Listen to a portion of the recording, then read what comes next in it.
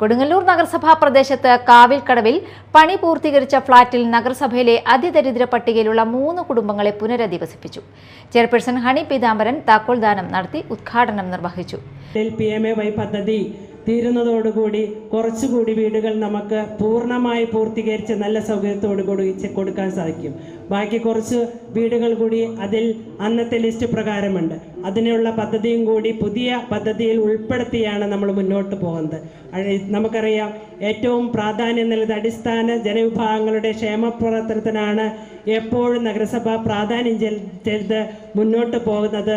അതിനനുസരിച്ചുള്ള പ്രവർത്തനങ്ങളുമായിട്ട് മുന്നോട്ട് പോകാനാണ് ഞങ്ങൾ ആഗ്രഹിക്കുന്നത്. തീർച്ചയായിട്ടും അതിൻ്റെ ഭാഗമായിട്ട് തന്നെ നമുക്കറിയാം, കുറച്ച് ഫണ്ടുകൾ ഈ പ്രാവശ്യം ഫണ്ടുകളുടെ കുറവുണ്ട് എന്ന് എല്ലാവർക്കും അറിയാം. ആ ഫണ്ടുകളുടെ കുറവുണ്ടെങ്കിലും അതൊക്കെ തന്നെ തരണം ചെയ്തുകൊണ്ട് ഉള്ള പദ്ധതിയുമായി ബന്ധപ്പെടുത്തി ആണ് ക്ഷേമപ്രവർത്തനങ്ങൾക്ക് കൂടുതൽ പ്രാധാന്യം നൽകിക്കൊണ്ടാണ് ഈ പ്രാവശ്യത്തെ പദ്ധതിയുമായി മുന്നോട്ട് പോകുന്നത് എന്ന് ഞാൻ സൂചിപ്പിക്കുകയാണ്. തീർച്ചയായിട്ടും ഒരു വൈസ് ചെയർപേഴ്സൺ സുമിത നിസാബ് അധ്യക്ഷത വഹിച്ച ചടങ്ങിൽ ഓണപ്പുടവ, ഓണക്കിറ്റ്, പാചകോപകരണങ്ങൾ എന്നിവയും വിതരണം ചെയ്തു. നഗരസഭാ സെക്രട്ടറി പദ്ധതി വിശദീകരണം നടത്തി.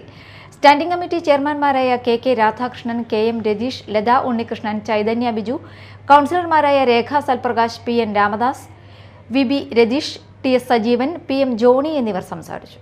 2012-2013 IHSDP പദ്ധതി പ്രകാരം 44,75,000 രൂപയും 2025-26 പ്ലാൻ ഫണ്ട് 11,50,000 രൂപയും ഉൾപ്പെടുത്തിയാണ് ഫ്ളാറ്റ് നിർമ്മിച്ചിരിക്കുന്നത്.